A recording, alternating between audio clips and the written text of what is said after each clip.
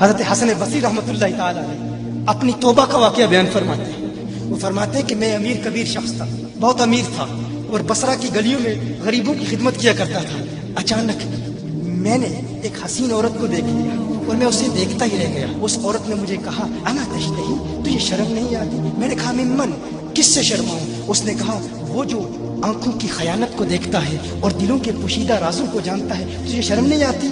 تجھے حیا نہیں آتی؟ کہا اس کا جملہ تو بہت بڑا تھا.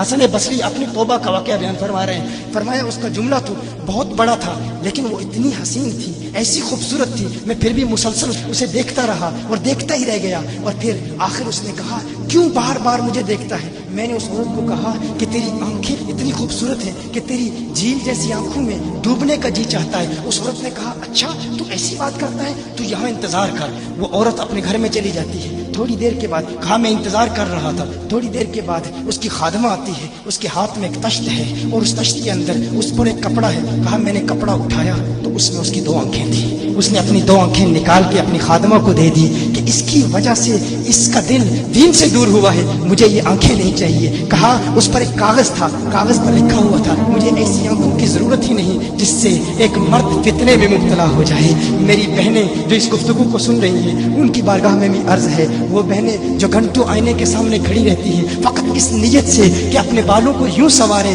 کہ مردوں کو فتنوں میں مبتلا کریں، یا کسی دکان میں جا کر کپڑے خریدتے وقت ان کے ذہن میں فقط یہی خیال ہوتا ہے ایسے کپڑوں کا انتخاب کریں گی کہ جن سے مردوں کو فتنے میں مبتلا کریں گے. یہ بھی امت کی بیٹی ہے جس کی ایک راہ سے ایک شخص ولی کامل بن گیا، حسن بصری بن گیا. حسن بصری فرماتے ہیں جب اس کی آنکھیں دیکھی میں تحکم کھو بیٹھا، میں زارو قطار رو رہا تھا. روتے ہوئے میں گھر چلا گیا، پوری رات میں روتا رہا، پوری رات توبہ کرتا رہا، استغفار کرتا رہا. حسن بصری فرماتے ہیں فجر کی اذان سنی، اچانک خیال آیا اس عورت کا شکریہ تو ادا کروں کہ جس نے اپنی آنکھیں میرے لیے، میرے دین کے لیے، میرے ایمان کے لیے اور توبہ پر استقامت کی خاطر قربان کر دی. کہا میں اس کے گھر گیا، جو ہی اس کے گھر پہنچا تو ادھر اس کا جنازہ نکل رہا تھا، اس کی موت واقع ہو چکی تھی. کہا میں رات گھر آیا، میں رات سو گیا، میری آنکھ بند ہوئی، میں نے اس عورت کو خواب میں دیکھا. میں نے کہا کوئی نصیحت کر. اس عورت نے کہا کہ جب تنہائی میں ہو اللہ کا ذکر کرتے رہو، اور جب صبح کرو تو استغفار کرو، شام کے وقت استغفار پڑھو.